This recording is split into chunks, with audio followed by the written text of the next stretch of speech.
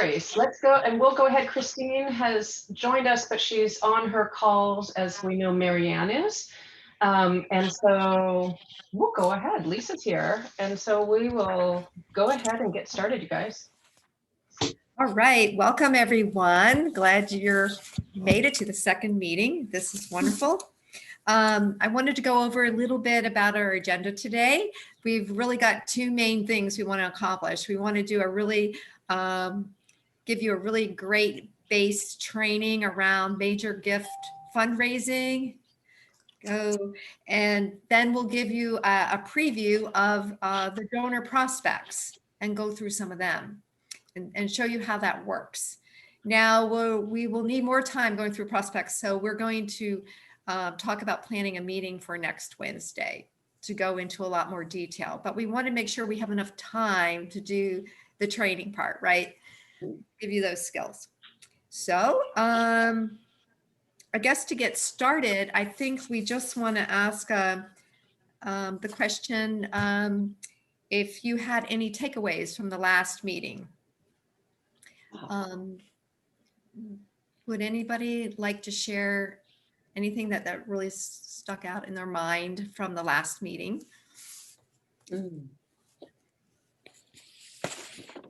I'll just say that I don't know that it was anything in particular, but it made me just start thinking more and more about who I might reach out to. That's great, Bob. By the way, I sent you your map. Everybody should have gotten a site map, and I had to mail yours, Bob, so it's in the mail. And did you mail me one too? Inez. Yes, I haven't mailed it, but I understand you need one mailed, and so I had just mailed. I just mailed Bob's, and then Linda said, "Oh, Inez needs hers mailed too." I was or like, you could always scan it, and I could look at it on my computer and maybe print it out. What's easier for when you? you get back to the island, we can give you the real one or something. Or no, I meant, can you scan it? Sure. No, I meant, I'm trying to understand technology. Often people will send something as an attachment. The site map could be sent as an attachment. Yes, I can go to my computer and I can download it and print it if you would like. I don't care. The only thing is the map is something that is at the site. I don't want to take a lot of time with this. And it's big. It's like, I mean, the map is big. So, but I can send you an attachment, and you might not be able to print it, but I can print you one later. Whatever. Make sure you get it. Okay. But you want this one because it's nice and big and you can see everything. Yeah, it is. It is really great. Mine was sitting on my desk this morning when I came into the store. Oh, that's great. That was great. Well, Mr. Clemens delivered it to me last night. Sure, you got it. I'll be happy to pick one up at your office if you'd like that last week in February when I'm up. So you let me know. Last week in February. All right, anybody else? Any takeaways from the last meeting that you want to share? I like the fact that we have some time to think about others that we may connect, come to mind, which did. And I have really appreciated, I think it was Bob, who mentioned somebody or possible people on Orcas, I believe. And all of a sudden, I hadn't thought of that before, but that led me to think of a family that lives there. So that's what's good about this type of thing. We have a little week to cogitate. Yeah, excellent. Anybody else?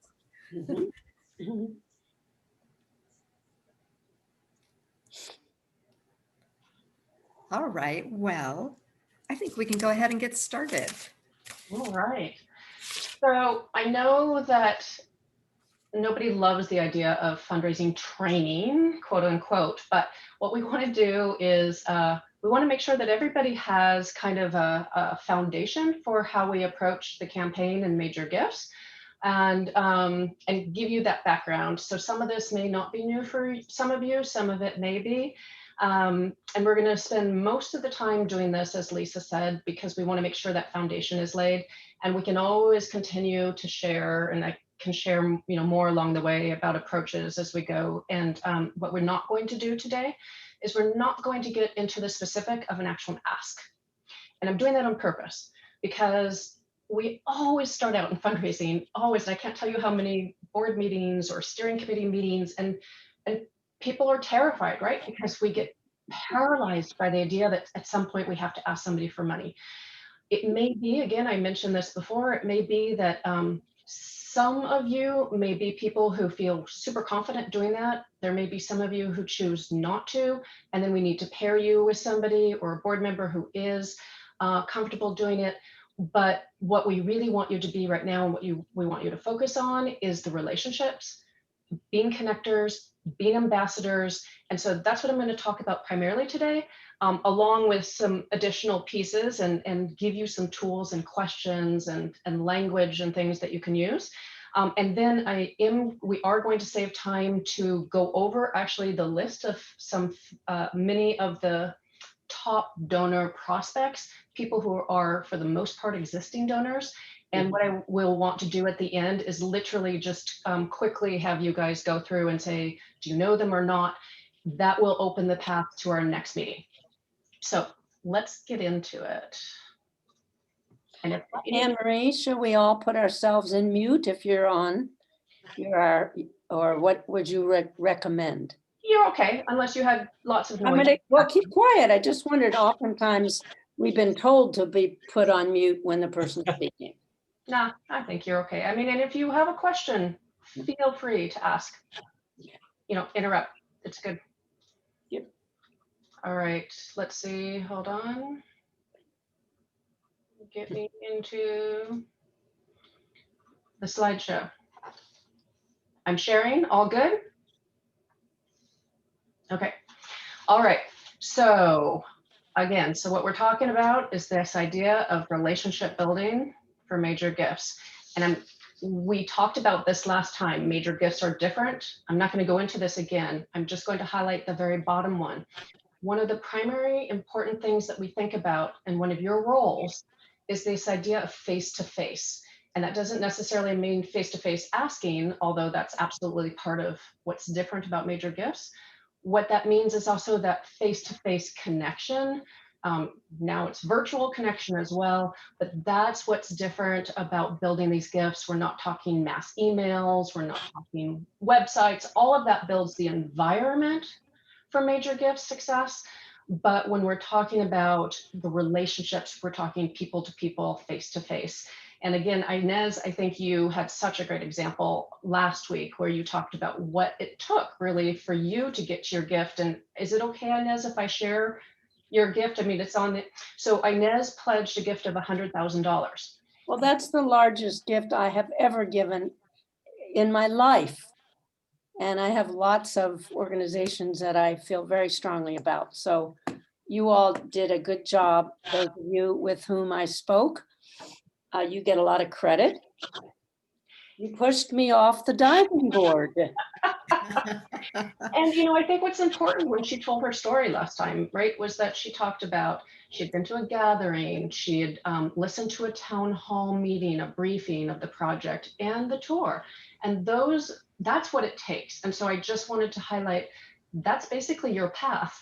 As we think about you reaching out to people and helping to be the tentacles for the board and broadening where we currently are, it's those kinds of connection, tours, briefings, things like that we want to schedule. And again, we're not expecting you to own it all. It's you, for instance, and a board member can give a tour and Philip, etc.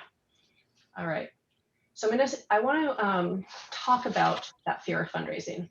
I think it's really helpful because fundraising, we got to get it on the table, right? Fundraising is scary and people don't like to talk about money. I mean, I think it's easier to talk about sex than it's to talk about money. It's hard. It's just a hard thing. So I'd actually like to turn it over to you to actually share when you think about fundraising. We just want to take a couple minutes. What is it that comes up for you? What are the fears for you? I think it puts the other person on the defensive. Probably immediately, if you mention money, if they have a lot of money, or if they don't have a lot of money, whatever, I'm just saying, because I've never done this, that they actually just put up a wall right away. Boom. I think that's very dangerous to start with money. I mean, actually just start with speaking about the ask. And so I love this preparation. I look at this as if you're at the bottom of the mountain, and we're not in the water anymore. So we're at bottom of the mountain and we're right here, we're looking at the top, and that fundraising money ask is the top of the mountain. So what you're asking us to do, because of the foundation you're providing, is that we're going to work up plateau by plateau by plateau until we get to self-confidence, to get to the summit. I swear, Inez, I just love it. you will see a visual slide that I have that just, it's like I hired you to say that. Wow. All right, thank you. Who else? So I'll go ahead and say something. This is June.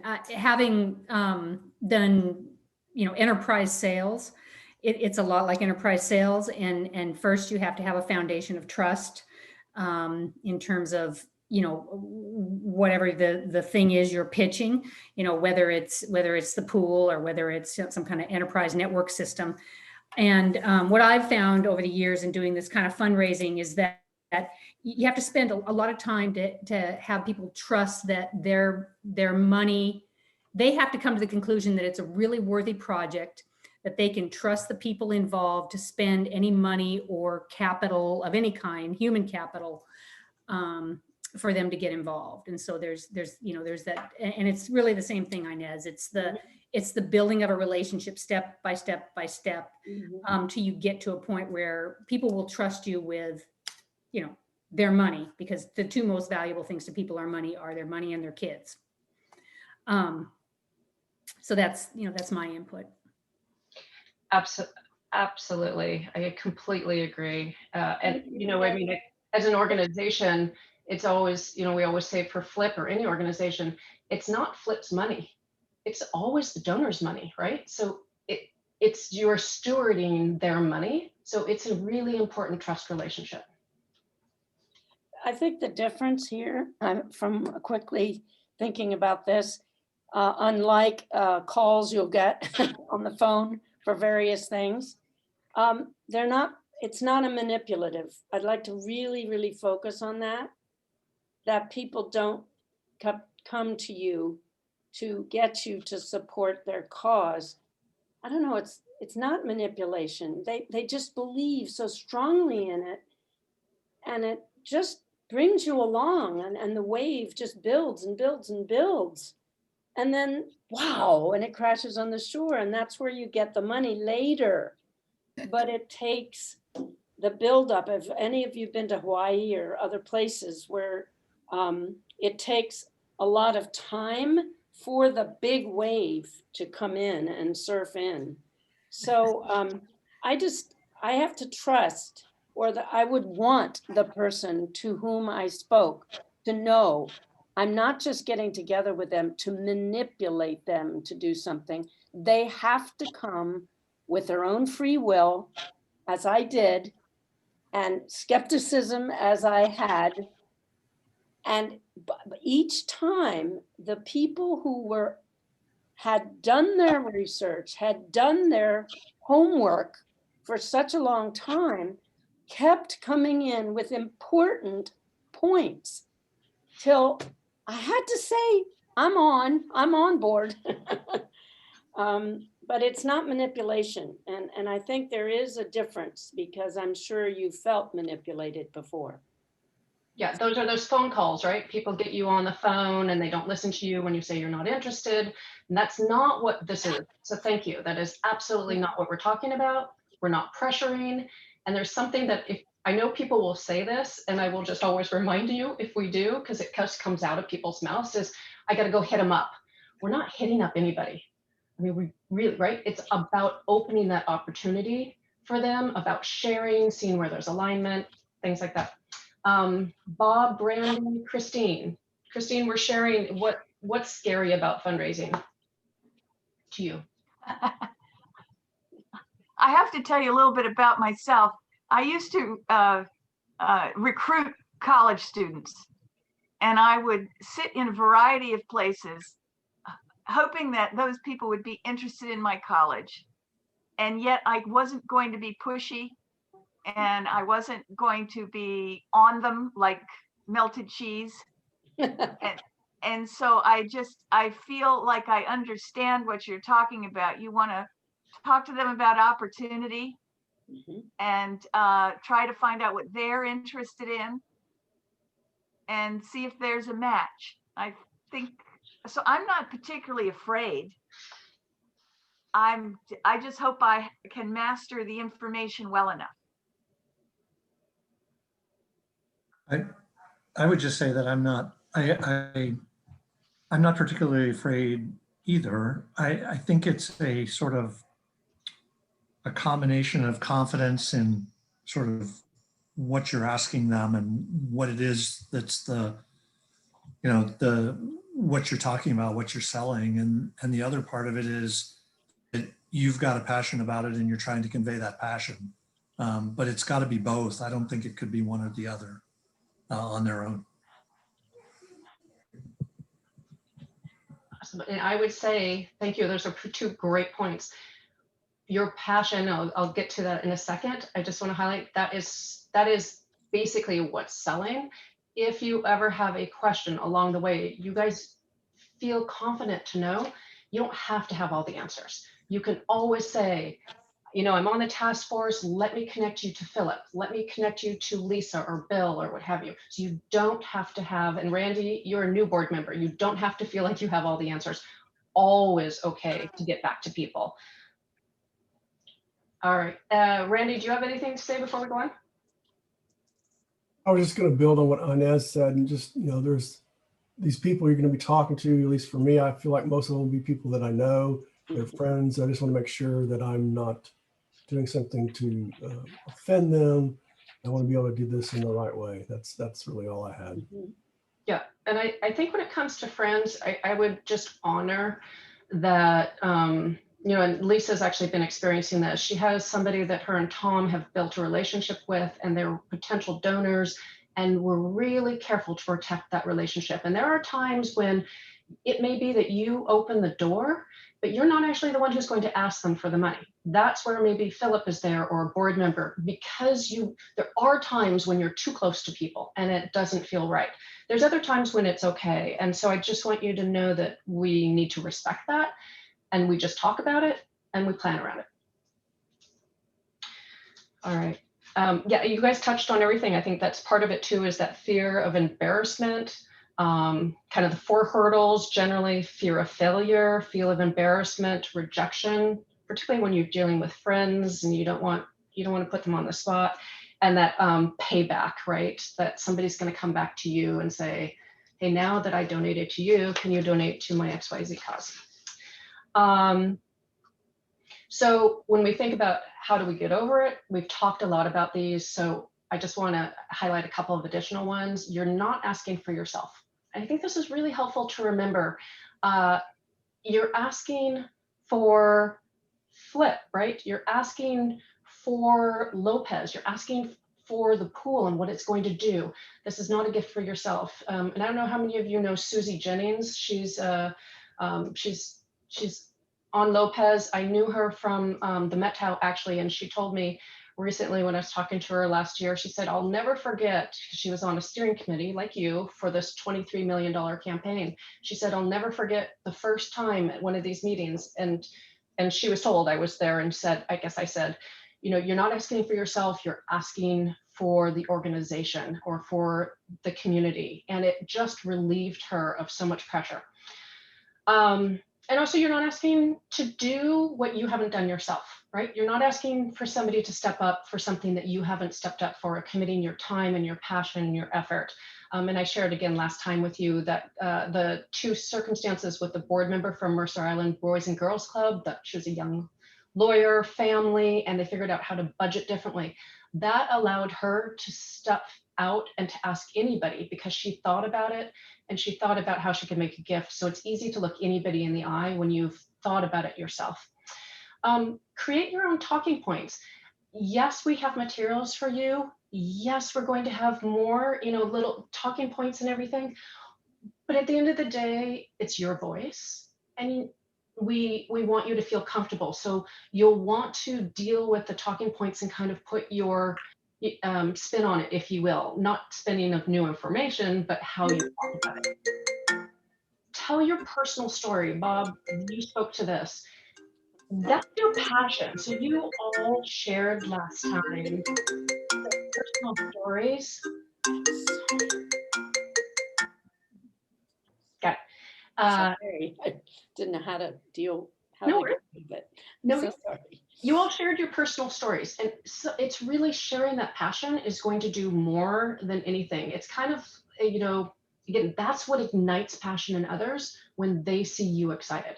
Think about how many times you've had somebody go on a trip, right? And they're sharing, what the trip was about, and it makes you so excited that you want to go on that trip too.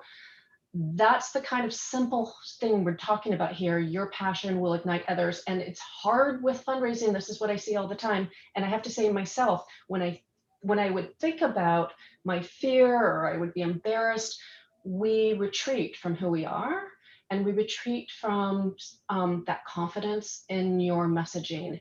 And if you just know that if you went out today and just sold your passion, without worrying about the details, it's not the right words, it's just selling your passion, you have everything you need. Benchmarks, urgency and recognition. We talked about benchmarks a bit last time. So much easier to go out and start talking to people when you have a benchmark that you're reaching for. Like, if we can get to do, raise 100,000 more in the next month, we're going to be able to do X. By June 30th, we'll start construction. That really helps you. So that's actually a tool for you. Urgency, why now? People have a lot of reasons to give to other places. And so we do need to convey urgency, and that's why benchmarks and that timing can really help you. Recognition, things like naming opportunities.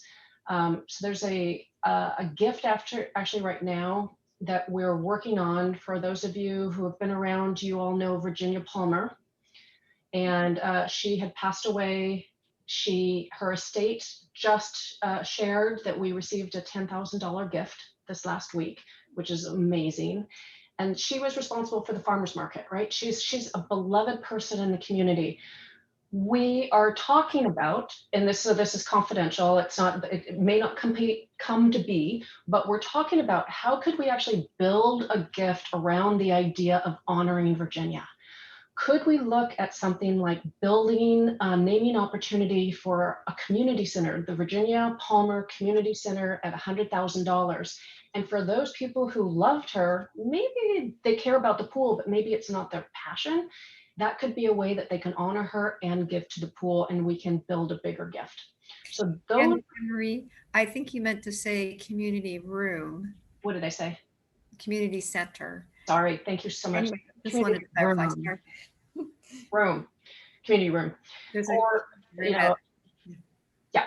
Yeah. So that's what we're looking at doing. So those are unique ways you can actually take families and think about, all right, could there be a group of families that might all together from a neighborhood or from a preschool class, they all together take on a naming opportunity. So those are unique ways that we'll start talking about and strategizing. I'm just going to share one more. The YWCA years ago had a campaign which was Wonder Woman. So these women, for the first time, they had made a gift of $10,000. 100 of them created $1 million opportunity, and they became the Wonder Woman. They had a picture, they were communicating. It was like a community within a community, if you will. That's a very powerful way to create, again, connections and community, but to build gifts. And it's a way that we want to think about. So we will be, if you think about those things, this is what we'll be doing together, is strategizing with you guys, just like the Virginia Palmer thing came up this week. It comes up kind of naturally, and we'll be talking about it. And then finally, of course, the fear of rejection is normal. Just remember that. We're all doing it. It's scary for all of us, for some of us. All right, so then what works? How do we get over it? I just want to, Inez, you just played right into this. You know, we focus on the 95%. 95% is the cultivation, it's the relationship building, and we focus on only 5% is the actual ask. 5% is that marriage proposal. So we don't focus on the money, just exactly as Inez says, we really just focus on building the relationship, alignment of interests. And because we know that 95% of the things that we're doing is not related to actually asking, it means there's a lot that we can do where you don't have to even worry about it. So let's talk now for a minute about why people give. You guys actually already hit on, and not hitting up, but hit on some of these things. Like people talked about, June, you talked about trust. That's a big component of what has to be a foundation for why people give. I just want to take a minute maybe again and see if we can all share just briefly. Think about a gift that you've given.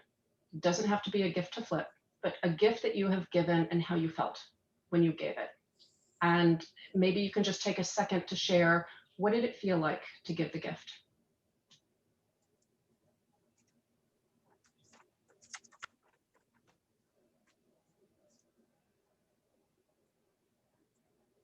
Hopeful. Excellent. Make a difference. Great. Hopeful, make a difference. Feel like I've done my share. Part of the community. Great. It can be a little bit emotional, heartfelt, because you're just like, wow, I really want to do this. Did we, I'm just checking, did we lose June? No, I'm here. Nope, there you are. It's just you're not on my screen. There you are. I thought for a second, lost you. Great.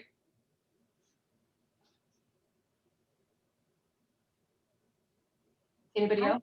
I felt in one case, when I had some asks, say by mail with organizations I actually didn't know much about, but after reading their brochures, I felt an urgency, an immediate urgency. And even though I didn't have the cultivation that you mentioned that would build up to the ask, no direct contact, simply that, wow. Yeah, sometimes there's just that impact, right? The need and the impact is so clear, you've got to do something.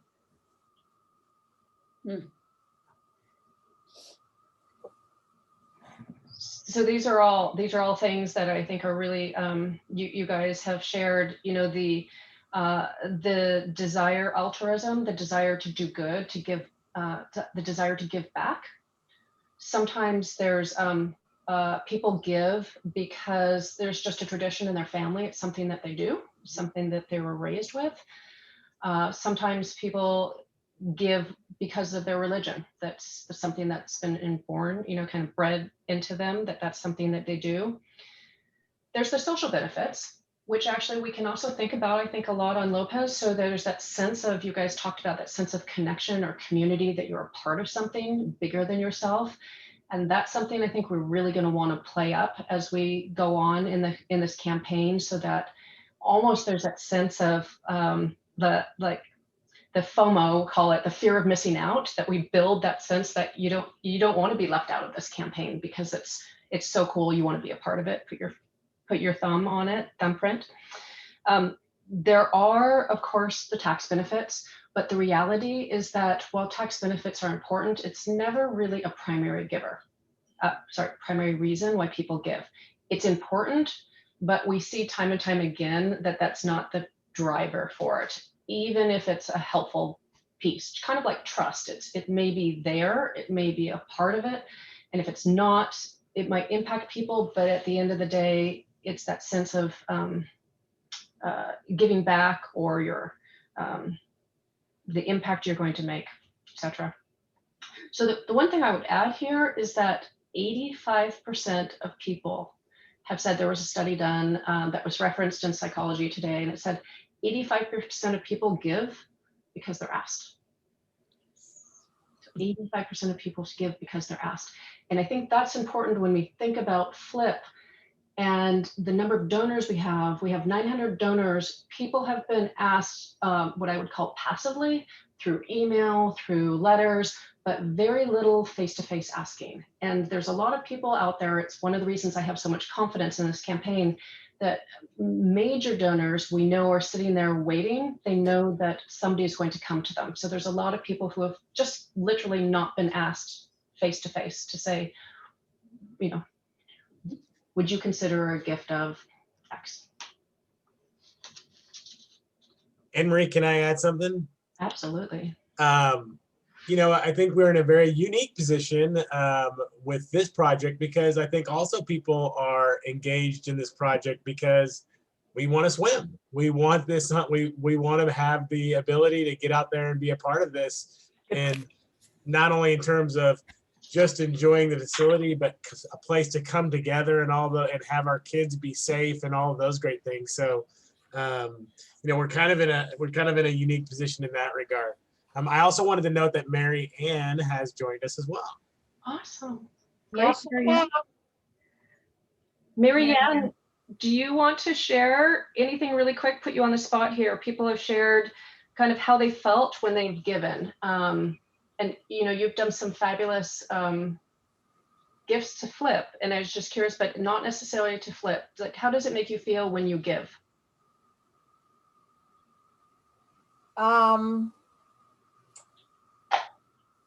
I'm not ready to share right now because I'm still, we've just come back on the island and I've just gotten COVID appointments for people and I'm wrapping my head around a whole bunch of stuff. So Perfect. I won't put you on the spot then. thank you. I take that back.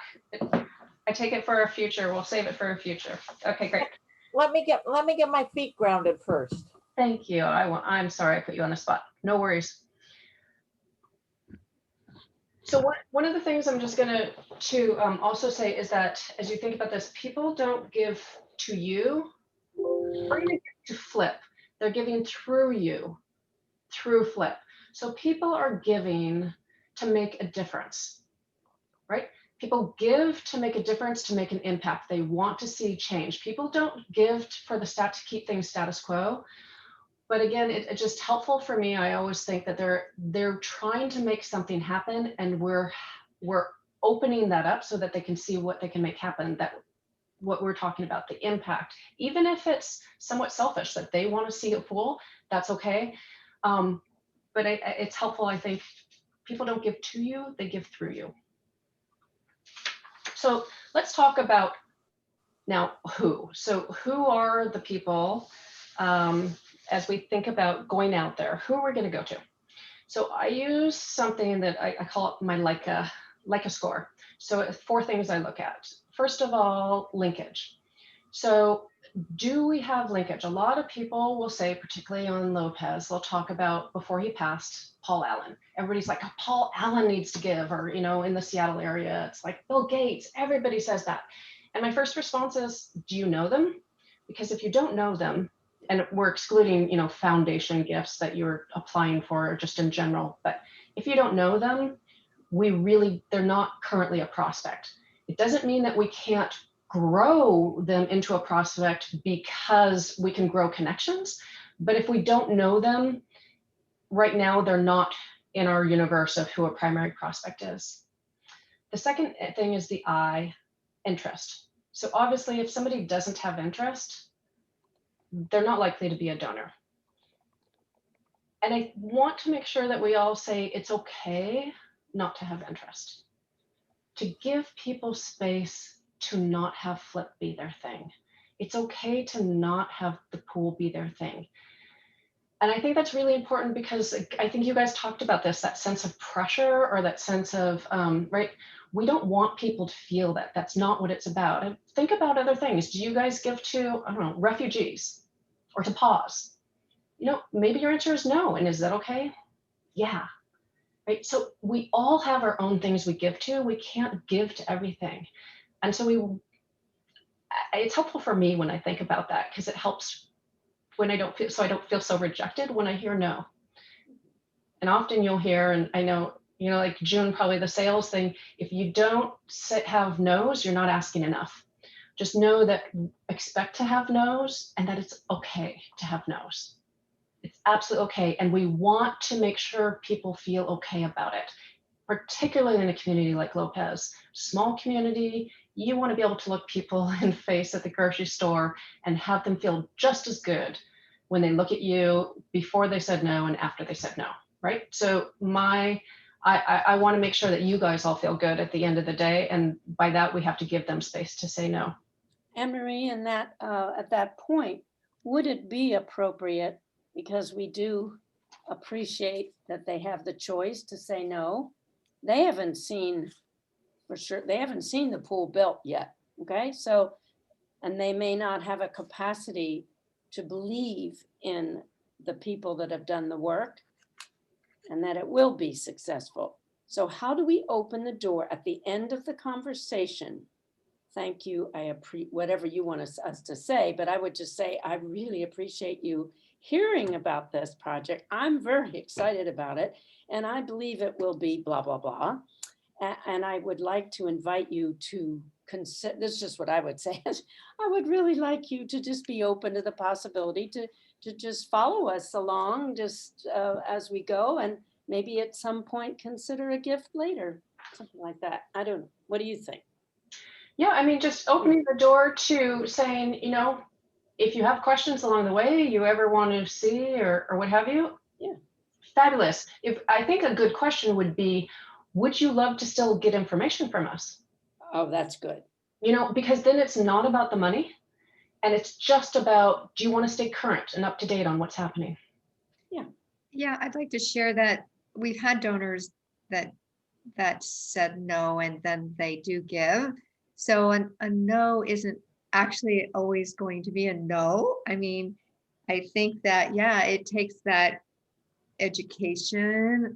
That's what, giving more information, engaging, seeing them over time, and, they can see what's happening, and maybe it becomes a yes.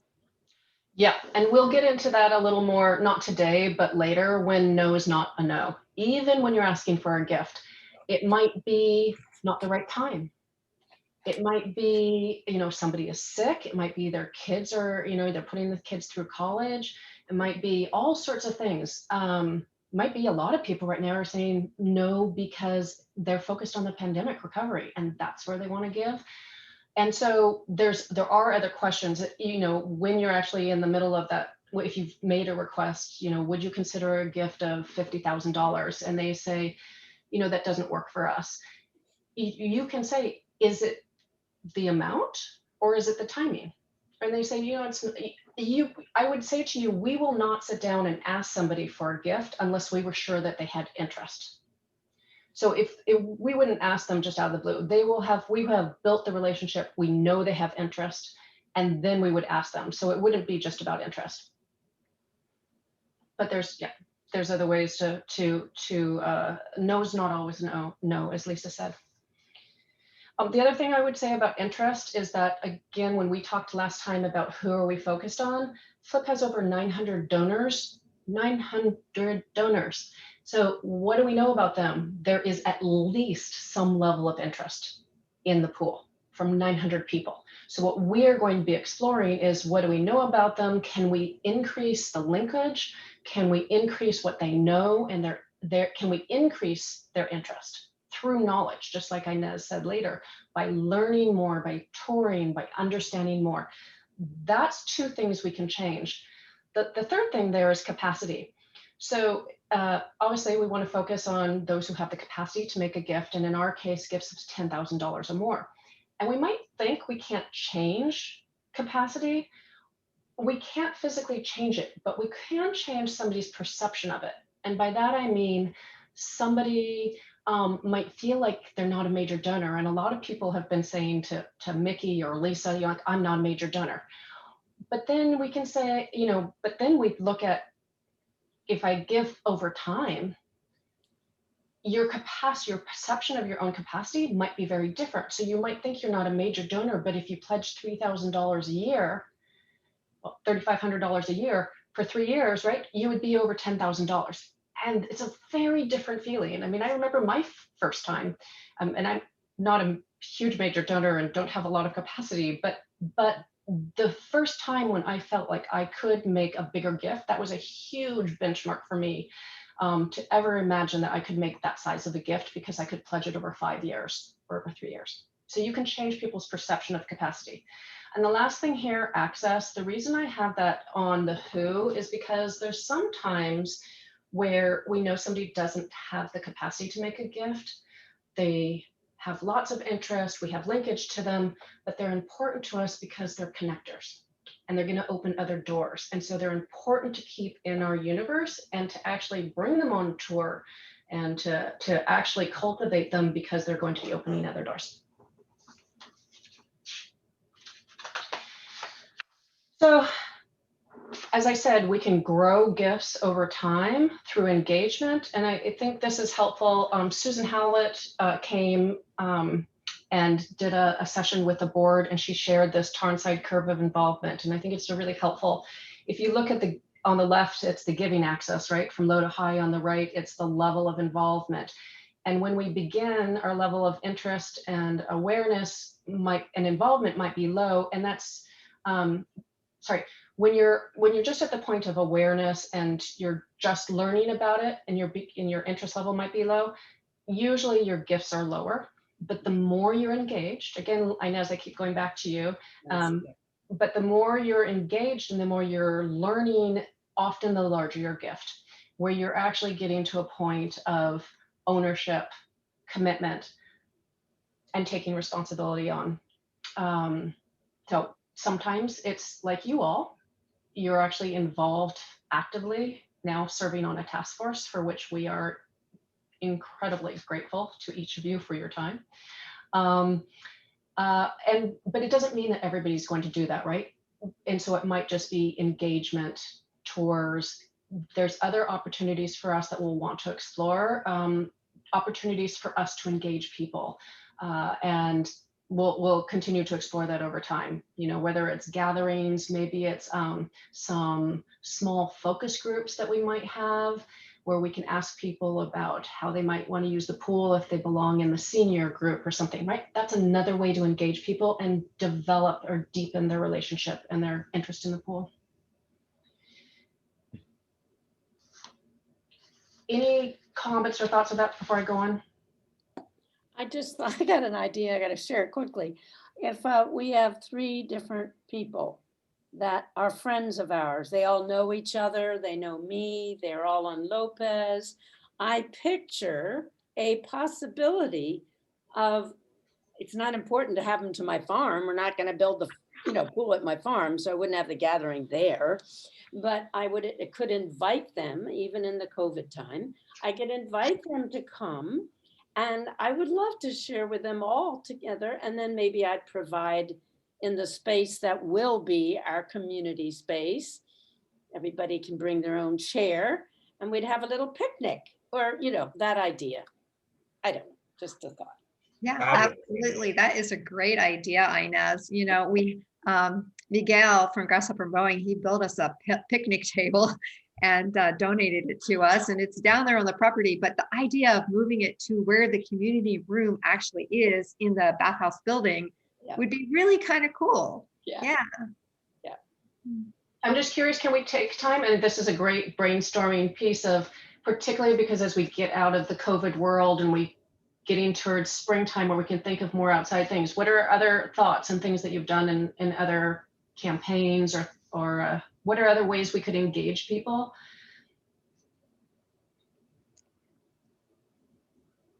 Having coffee outside in the village. Absolutely. A project briefing, or just engage them. Mm-hmm. I do like the idea of being at the site.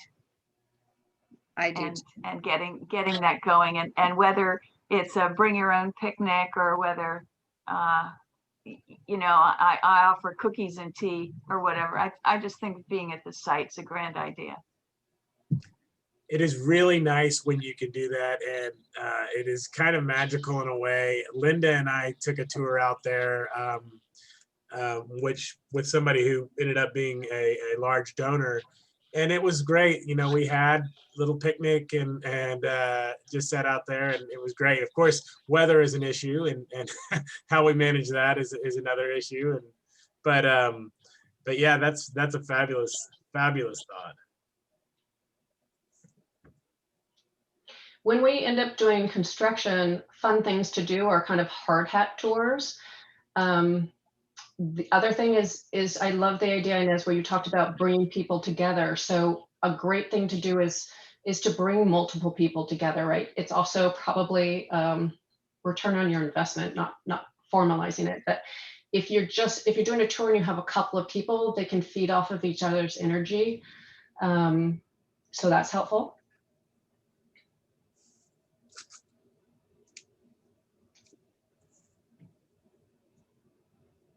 I'm sure this is way down the pike, so it's probably inappropriate. But I have a lot of extra fir seedlings that were delivered by my son-in-law. And I had the idea of the extra ones I wanted to give. I pictured the walkway between the school and the pool having a line on either side, instead of poplars, a line of these firs. So anyway, that's landscaping. So forgive me. I know that's a long way down the pipe, but these things, if that would be of interest for the future, that's another way people can give. I'm not saying I'm just saying if somebody else wanted to do that, that would be, you know, maybe they're really into landscaping. If that's their interest, maybe they would provide I could give them the source. They could provide the trees. They would plant the trees. That would be their gift in kind. Yep. And there will be definitely that potential. I'm going to ask you all to take a quick second. I just literally for 1 minute, I would love if you would each, we've been talking about engaging people. Can you just take a moment, write down, email to Philip, the name of somebody. We're not going to share it. We're not going to do anything with it. But I just want a commitment of think about somebody that you could engage in bringing out, one or a couple people that you could start to engage. And then think about where they might be right now on this Tarnside curve and how you could move them to the next step.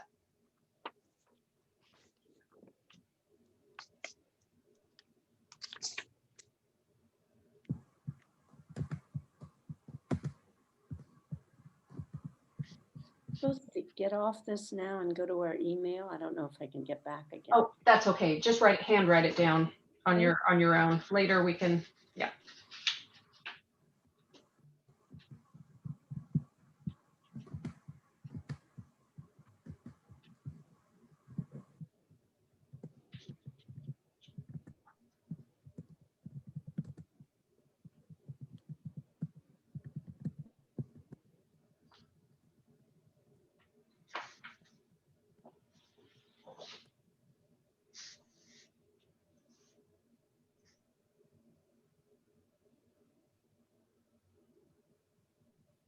Great.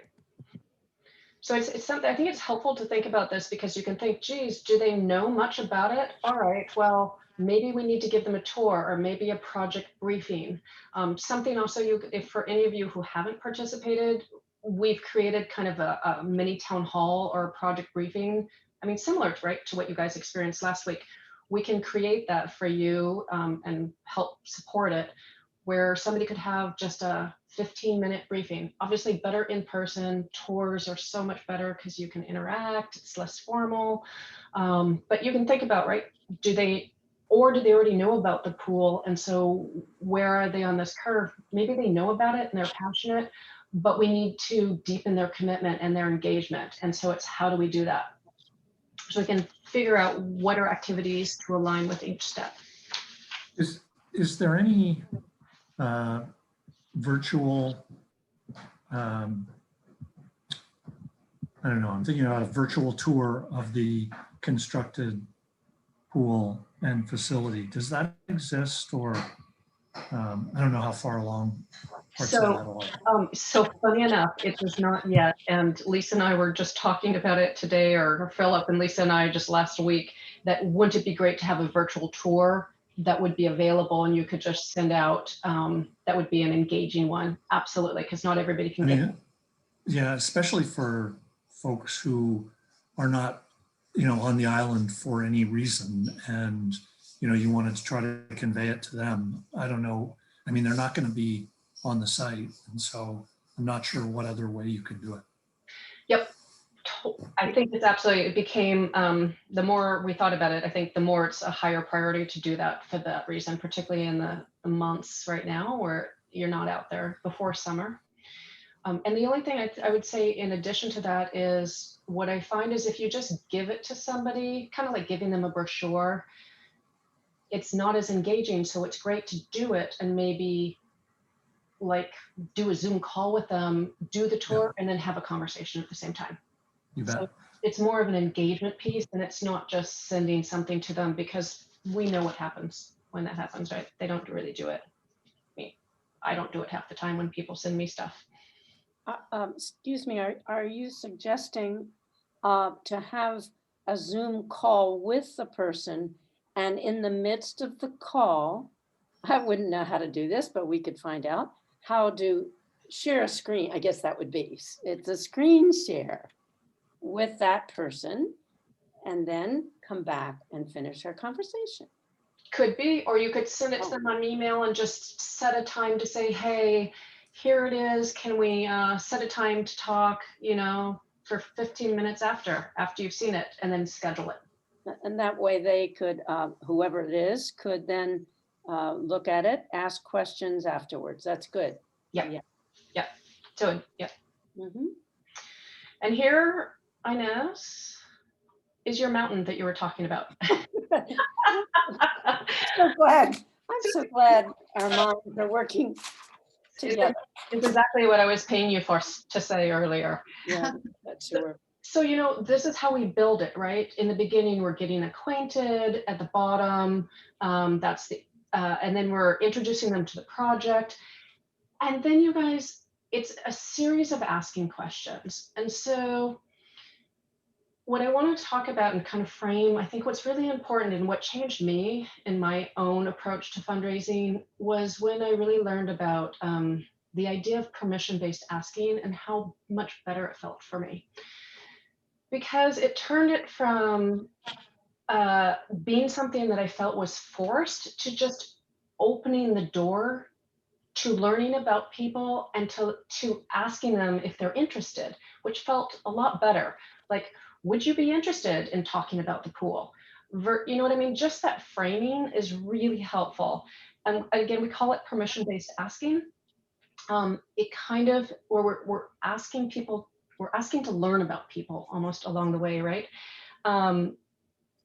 So it is kind of part of that 80-20 rule when you think about how much we should talk versus listen. In this case, we want to talk 20% of the time, listen 80, and the way to do that is by asking questions. So I'm going to spend the next 10 minutes sharing what kinds of questions, what do they look like, and what kinds of questions for each of these levels. And we'll send this out to you, so you'll have some of these. You can create your own questions as well, but it's always helpful for me when people gave me language. So like one question, is this a good time to discuss talking about the pool? Or is this a good time to discuss talking about sustainability and how we're going to keep the pool running? Would you consider a tour to learn more about the project? Just the words, would you consider? It's super helpful. Like if I just put that in it changed my life when I said, would you consider a gift of? Would you consider a tour? Would you consider a conversation about the pool? I tried to simplify it for myself because when I was learning about fundraising, I got really, overwhelmed, I would say, listening to everybody else's language. And I kind of wanted to come up with the great words. And then somebody said, would you consider? And if you just use that for 90%, super easy. And it opens up all sorts.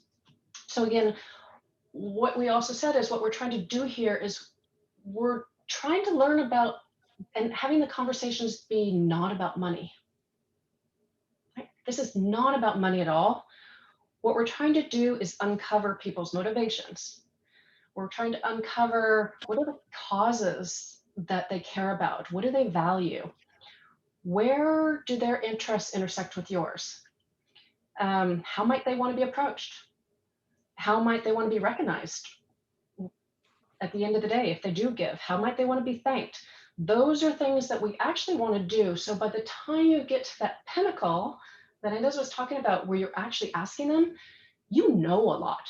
You actually, arguably, you hope to know enough that you even know what dollar amount to be giving because they've given you signals. It's not always possible, but as much as possible, that's what we're trying to do. So you're super confident by the time we ever get to a point of asking. So here's, I'm just going to go in. You guys can stop me at any point, but here's a number of different questions. So you're asking for permission from anything like in the beginning. This one, the first one I really love. What are you hearing about our campaign?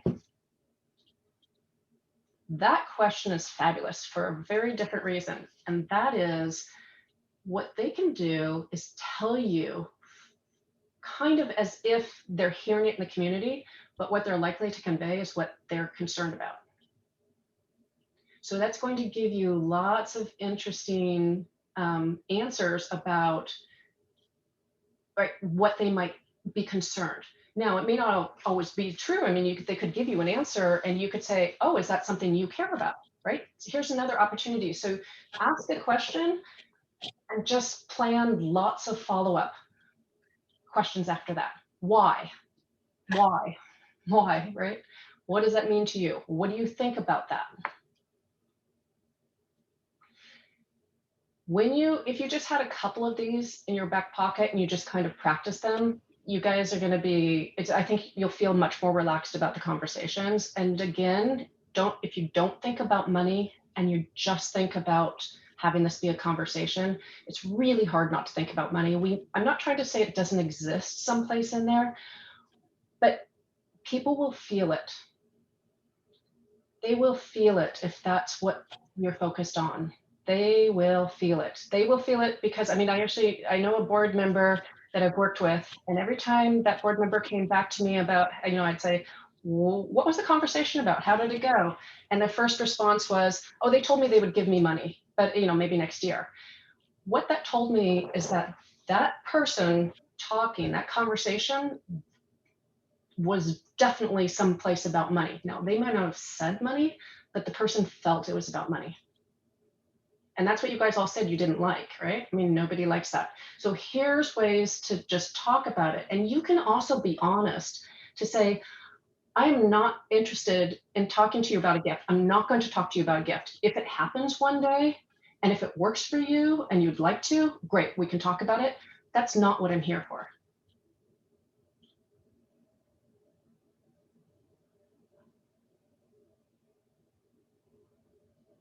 I think for you guys to feel really comfortable being transparent about that, we don't want to lie to say we're not ever going to ask them, but that's not what we're talking about, and that's not why we're here. We want to know, would you ever have interest in it? Great. What are you hearing about it? What do you think about it? What do you care about? Can you see yourself ever being involved? What would be your advice about it? Like, how do you feel? Is that helpful? And to your point, Emery, it's so much about that sincerity is right. I mean, for me, I'm passionate about connecting people to making a difference that's valuable to them. And that's kind of what it's about. And so I'm lucky to be in the position I'm in. And, that's exactly what this is. It's just about, really, it's I've heard it, as really focusing on that person you're having the connection with.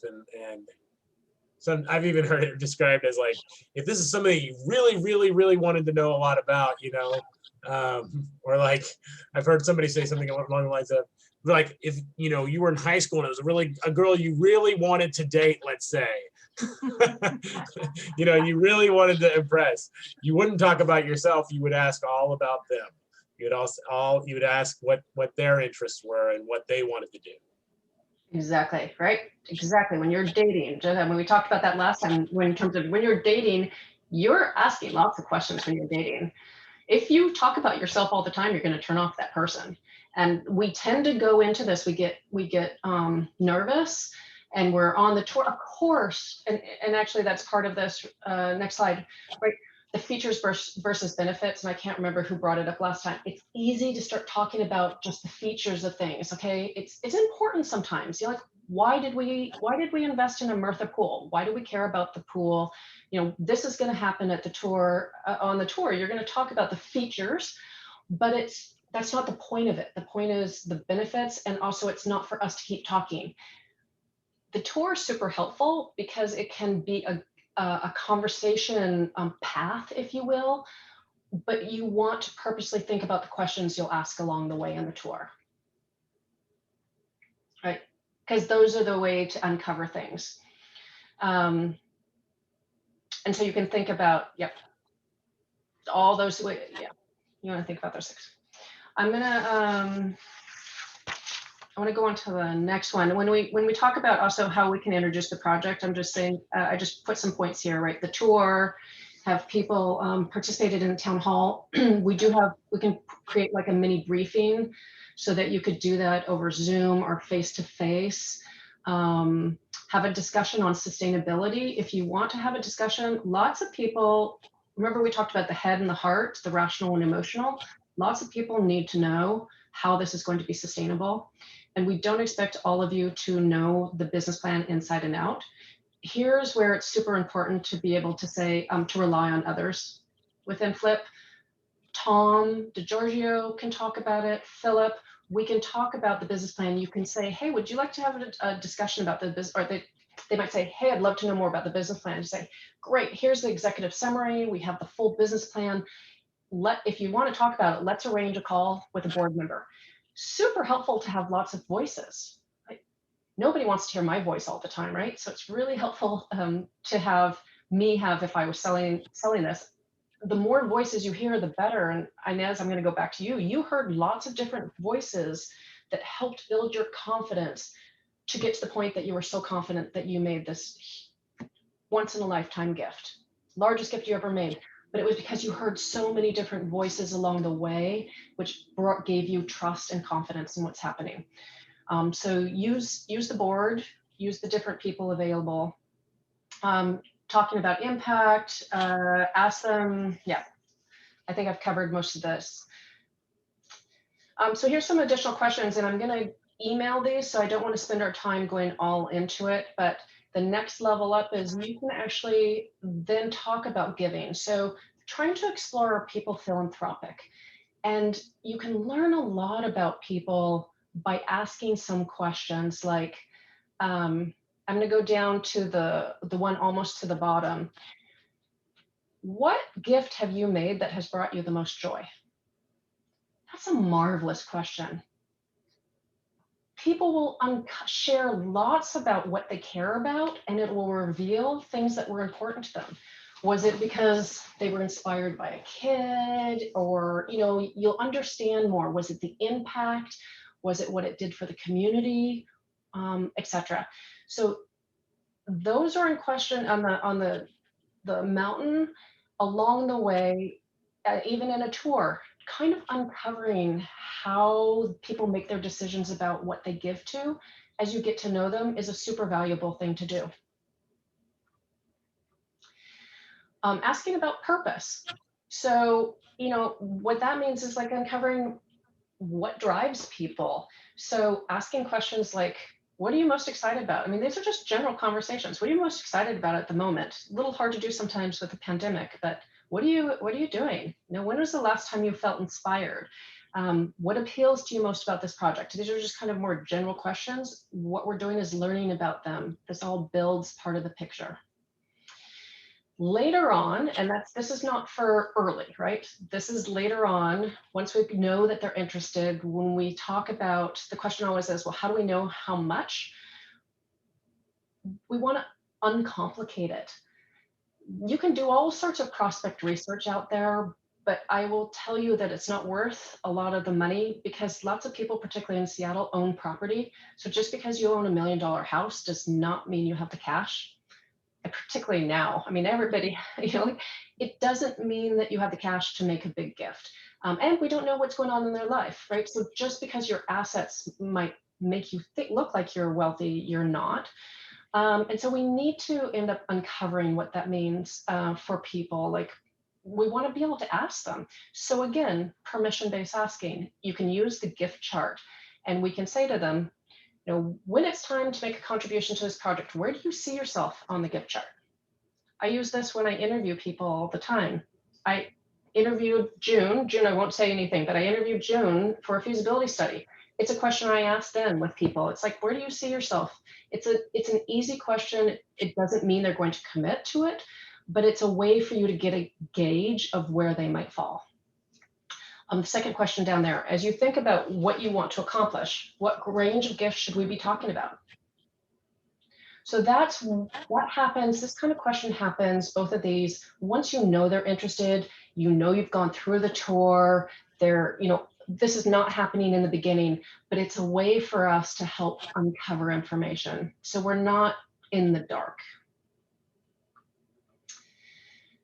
And then the question always is, well, when is the right time to ask? And we can ask them. So like, again, to make it a little less like this is a secret dark thing, we can just be transparent. Is this a good time to discuss your support of the project? Are you ready to discuss talking about how you might be able to give to the campaign?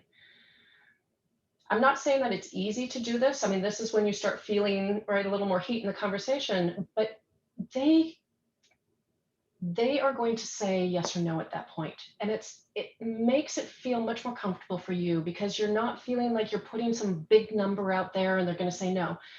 This is respect. Pure and simple, right? If they're not interested, they're going to tell you, you know what, I'm not really interested. And that's when we say, thank you so much for telling me that. It has been so fun to get to know you. I'm so glad. Let us know, would you like to keep you involved? Would you like to continue to hear about the project? We'd be glad to send you updates. Totally want to respect that this isn't the right time for you or it's not something you're interested in. Marvelous.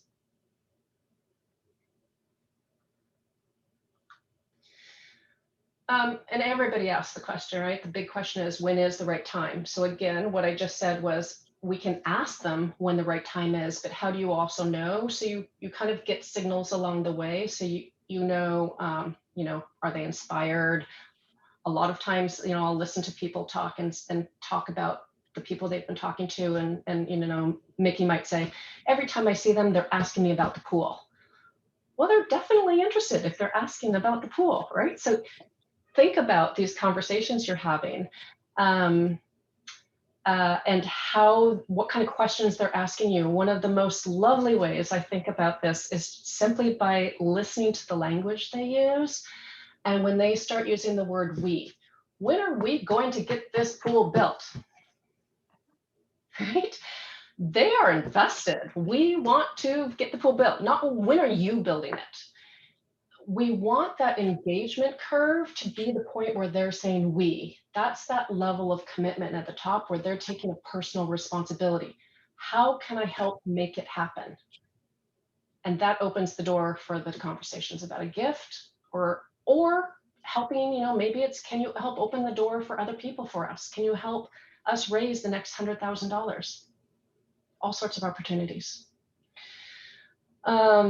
So at the end of the day, as I said before, so stop and think gifts, they're value-based. It's not checkbooks that we're talking about. Think about vision first, what's the impact? And then don't worry so much about all these strategies and techniques. Trust yourselves, your passion. You guys have it. We're here to support you. We're not going to go send you out there. Right now, we're just talking about building the relationships. And along the way, before you ever get to a point of asking somebody, or even before a tour, we plan these. We plan the tour and we plan them to the point where we're saying, what's the outcome we want from this? Is the outcome that they're just going to be more inspired? Or is the outcome that maybe we want to ask them if they could serve on a committee, right? Or find out if their spouse or partner is going to be involved. We think about what are the primary outcomes and the secondary outcomes. So there's a lot of planning that goes into all of this. We're not going to just send you guys out there. The other little thing I'd say is make a little ask before the big ask, meaning, right, two things. One is all these little questions that we've talked about, that all leads up to the big question. But also think about, I think about this in the way of also think about people that are most friendly to you. So start even with tours for people that you know you're going to say yes to you. Don't try to book a tour with somebody